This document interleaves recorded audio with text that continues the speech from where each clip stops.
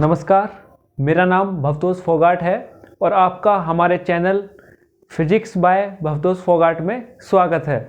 आज हम class 12th को chapter number 2 of NCERT electrostatic potential and capacitance के एमसीक्यू कराएंगे, जो पूरी तरह एनसीईआरटी बुक के ऊपर बेस हैं। उससे पहले हम सभी स्टूडेंट्स को ये जानकारी देना चाहेंगे कि जो भी स्टूडेंट्स 9th से 12th में पढ़ाई कर रहे हैं और एनसीईआरटी का सिलेबस है, तो वो हमारे टेलीग्राम चैनल से सारे नोट्स डाउनलोड कर सकते हैं। इसके लिए हमने टेलीग्राम का अपना लिंक वीडियो की डिस्क्रिप्शन में दे दिया है। तो अब हम शुरू करते हैं। पहला एमसीक्यू, पहला है energy of an object due to its position और कॉन्फ़िगरेशन, यानी किसी वस्तु की स्थिति या फिर बनावट की वजह से जो एनर्जी होती है उसे हम क्या कहते हैं। पहला काइनेटिक एनर्जी, तो हम जानते हैं जब कोई बॉडी मूव करती है तो उसकी वेलोसिटी की वजह से जो एनर्जी होती है हम उसे कहते हैं काइनेटिक एनर्जी। हालांकि मास और वेलोसिटी दोनों का रोल रहता है, ये होती है 12 mv², तो ये नहीं है। हीट एनर्जी, वो भी पोजीशन से कोई लेना देना नहीं है, तो इसका सही आंसर है पोटेंशियल एनर्जी। जैसे छोटा बच्चा किसी खिलौने में चाबी भरता है तो वो एनर्जी पोटेंशियल एनर्जी के रूप में स्टोर हो जाती है। महाभारत की लड़ाई में जब अर्जुन धनुष को खींचता है तो उसमें जो एनर्जी स्टोर होती है खींचने में, वो पोटेंशियल एनर्जी के रूप में होती है। और जैसे ही बाण छोड़ा जाता है, वो जो तीर है वो पोटेंशियल एनर्जी पूरी तरह उसमें काइनेटिक में बदल जाती है और तीर आगे चला जाता है। इसी तरह अगर लोहार हथौड़ा ऊपर उठाता है तो जैसे ही ऊपर उठाता है तो उसकी जो हथौड़ा ऊपर उठाया है तो जो एनर्जी है हथौड़ा उठाने में, वो पोटेंशियल एनर्जी के रूप में स्टोर हो जाती है। तो हमारा सही आंसर है पोटेंशियल एनर्जी।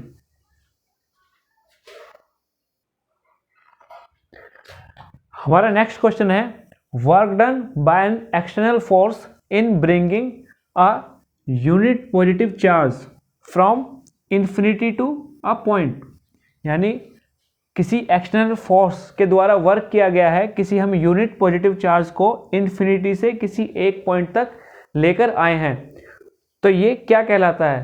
पहला पोटेंशियल डिफरेंस, तो पोटेंशियल डिफरेंस होता है जब हम किसी यूनिट चार्ज को एक पॉइंट से दूसरे पॉइंट तक लेके आते हैं, लेकिन यहाँ पे है इन्फिनिटी टू अ पॉइंट, तो ये इसका ऑप्शन गलत है। कैपेसिटर नहीं, ये भी नहीं।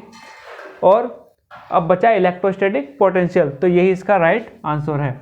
तो अगर हम किसी यूनिट पॉजिटिव चार्ज को इन्फिनिटी से किसी एक पॉइंट तक लेके आए तो इसे लाने में जो वर्क डन होता है वो कहलाता है इलेक्ट्रोस्टैटिक पोटेंशियल।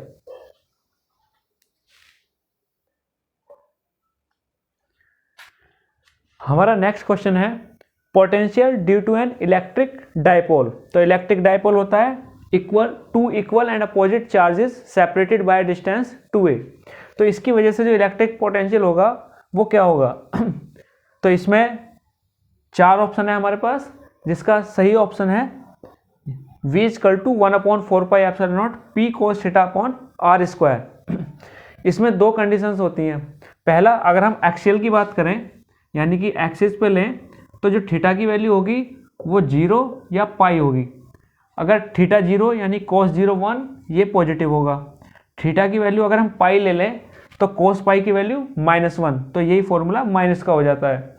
और अगर इक्विटोरियल की लें हम, तो उस पे जो थीटा की वैल्यू होगी वो 90 हो जाएगी और हमारा potential due to electric dipole 0 हो जाएगा। तो ये हमें ध्यान रखना है। इस केस में हमारा प्लस माइनस होगा और यहाँ पे तो सीधा सीधा 0 ये हो जाएगा।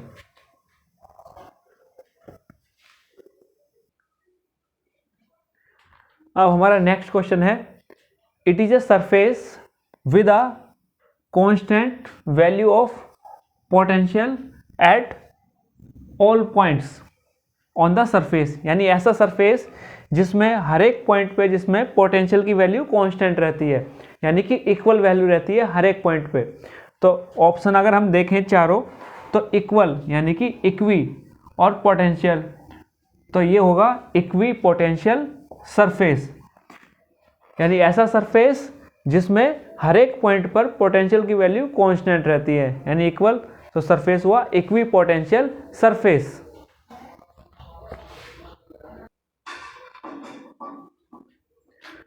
अब नेक्स्ट क्वेश्चन है हमारा, potential energy of a dipole in external field is. चारों ऑप्शन आप देख सकते हो। तो इसमें जो पोटेंशियल एनर्जी होगी किसी भी डाइपोल की एक्सटर्नल फील्ड में, तो वो हमारा आंसर है U equal to minus p E cos theta.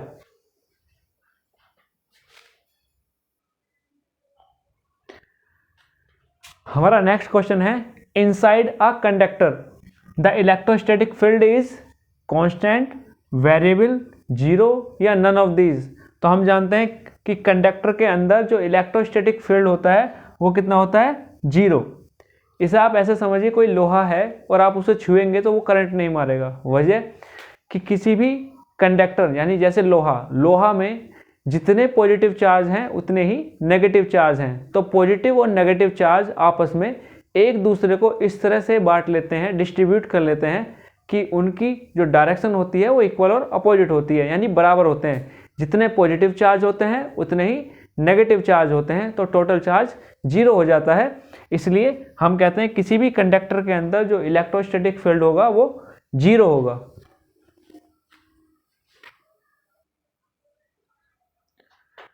हमारा नेक्स्ट क्वेश्चन है, electric field at the surface of a charge conductor, यानी इलेक्ट्रिक फील्ड किसी भी चार्ज कंडक्टर की सरफेस पे क्या होता है। तो इसमें चार ऑप्शन है। ये चारों ऑप्शन काफ़ी मिले जुले से लग रहे हैं। इसमें हम बता दें जो सिग्मा है वो सरफेस चार्ज डेंसिटी, यानी सिग्मा जो है वो सरफेस चार्ज डेंसिटी है। ये absolute permittivity in free space, और ये यूनिट वेक्टर है नॉर्मल टू द सरफेस, और इसकी डायरेक्शन बाहर की तरफ है। और ई इलेक्ट्रिक फील्ड को रिप्रेजेंट करता है। तो किसी भी चार्ज कंडक्टर के सरफेस पे जो इलेक्ट्रिक फील्ड होगा उसका सही आंसर है A, is equal to sigma upon epsilon not into n unit vector. हमारा नेक्स्ट क्वेश्चन है, the field inside the cavity is always zero, this is known as, means जो फील्ड होता है किसी भी कैविटी खाली जगह इज वो हमेशा जीरो होता है। तो इस इफेक्ट को हम क्या कहते हैं। तो चार ऑप्शन है हमारे पास। इसके बारे में हम आपको एक एग्जाम्पल देना चाहेंगे, पर पहले आप आंसर देखिए, प्रोटेक्शन, पोटेंशियल या इलेक्ट्रोस्टैटिक शील्डिंग। तो इसका सही आंसर है इलेक्ट्रोस्टैटिक शील्डिंग, यानी कैविटी के अंदर जो इलेक्ट्रिक फील्ड, खाली जगह, कैविटी मतलब खाली जगह, हमारे बाहर कंडक्टर है और अंदर खाली जगह है। जैसे एरोप्लेन, आपने देखा होगा मौसम खराब है, बारिश है चल रही है और ऊपर से बिजली भी कड़क रही है और हमारा हवाई जहाज जा रहा है, तो लेकिन उस पर हवाई जहाज के अंदर बैठे यात्रियों पे उसका कोई भी असर नहीं होता, क्योंकि बिजली बाहर की तरफ कड़क रही है और हवाई जहाज के अंदर या जो खाली जगह है जिसमें यात्री बैठे हैं उस कैविटी में इलेक्ट्रिक फील्ड जीरो होता है, जिसकी वजह से सारे यात्री सुरक्षित रहते हैं। इसी तरह जब आप गाड़ी या बस में बैठे हो और उसके ऊपर बिजली गिर जाए तो भी आप पूरी तरह सुरक्षित रहोगे। क्यों? क्योंकि बाहर कंडक्टर और अंदर कैविटी। तो कंडक्टर के अंदर जो कैविटी होती है उसके अंदर इलेक्ट्रिक फील्ड जीरो होता है। तो इसका सही आंसर है इलेक्ट्रोस्टैटिक शील्डिंग।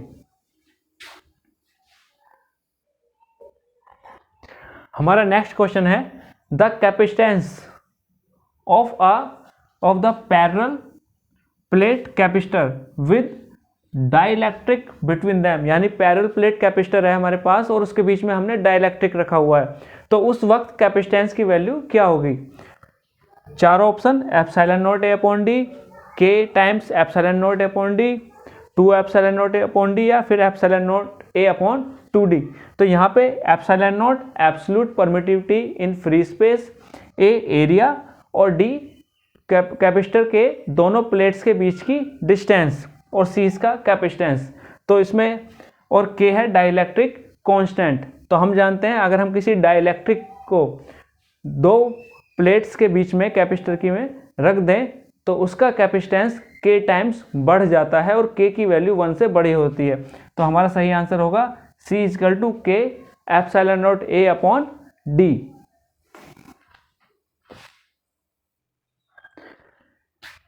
ये हमारा आज का आखिरी सवाल, एनर्जी स्टोर्ड इन कैपेसिटर, यानी energy stored in capacitor is not equal to, यानी 3 इक्वल हैं और 1 इक्वल नहीं है, इज इक्वल टू। Q यहाँ पे चार्ज है कैपेसिटर का, C capacitance, V potential difference है। तो हम जानते हैं जो एनर्जी स्टोर होती है इन कैपेसिटर की वो Q²/2C होती है।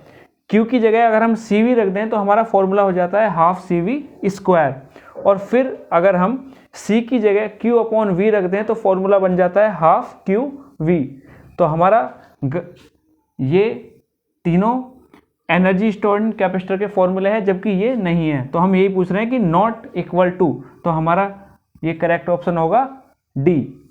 आज के लिए इतना ही। सभी स्टूडेंट्स को जानकारी दे दें कि इसकी और भी MCQ की और भी वीडियोस हमारी आएंगी, जिसका लिंक हमने डिस्क्रिप्शन में दे दिया है। आप उन्हें देख सकते हैं और उसका फ़ायदा उठा सकते हैं। अगर आपको वीडियो पसंद आई हो तो इसे लाइक ज़रूर करें। अगर चैनल सब्सक्राइब नहीं किया है तो वो सब्सक्राइब कीजिएगा और अपने दोस्तों के साथ शेयर भी कीजिए ताकि वो भी इसका फ़ायदा उठा सकें। धन्यवाद।